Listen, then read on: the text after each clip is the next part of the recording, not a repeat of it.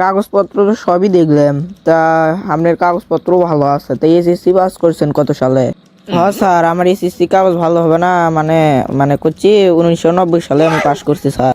আপনি SSC pass করছেন ভালো কথা, তাই এসএসসি পাস করার পর আর পড়াশোনা করেননি কে?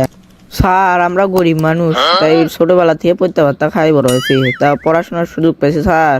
আপনি এটি চাকরির ভাইবা এসে দিবে যা, এটি কি পড়তে হত্যার কথা করছেন? এগুলো কিন্তু আঞ্চলিক ভাষায় কথা বলে এটি কিন্তু চাকরি হবে না, বুঝতে পারছেন? এটি চাকরি করবে গেলে সাধুতায় কথা বলা লাগবে। কি স্যার, এটি আবার ভাষার জন্য আবার চাকরি হয় না? সবকিছু তো আমার কাগজপত্র ঠিকই আছে, তো চাকরি হলে কে? চাকরি যদি করতে চান তাহলে আপনাকে সাজু ভাষায় কথা বলতে হবে, না করলে আর আপনি চাকরি হবে না। না স্যার, আমার চাকরি হয় হোক না হয় না হোক, আমি বগুড়া ভাষা ছাড়া অন্য ভাষায় কথা বলবো না, এই কথাটা আমি কয়া থেকে দিলাম।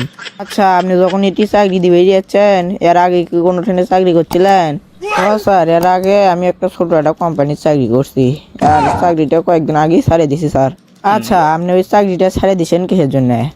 ওই কোম্পানির মালিকের সাথে না ক্যাসার হয়েছিল, তাই খাত ধাক্কা দিয়ে ওই কোম্পানির থেকে বাই করে দিছে। ও আচ্ছা, তা কি নিয়ে ঝামেলা হয়েছিল যে আপনি চাকরি থেকে বের করে দিল? ওই কোম্পানির চাকরি করছি স্যার, ওই কোম্পানির মালিক ছিল একটু ঠসা টাইপের, তাই আর কি, মানে কোনোদিন একটা কাগজ লেখছি না, মানে ক্যালেন্ডার নিয়েছি যে অলদ লাগে তোমার স্যার, তাই শুনছি আপনি কি তাকে বলদ করছি, তাই খাত ধাক্কা দিয়ে বাই করে দিছে।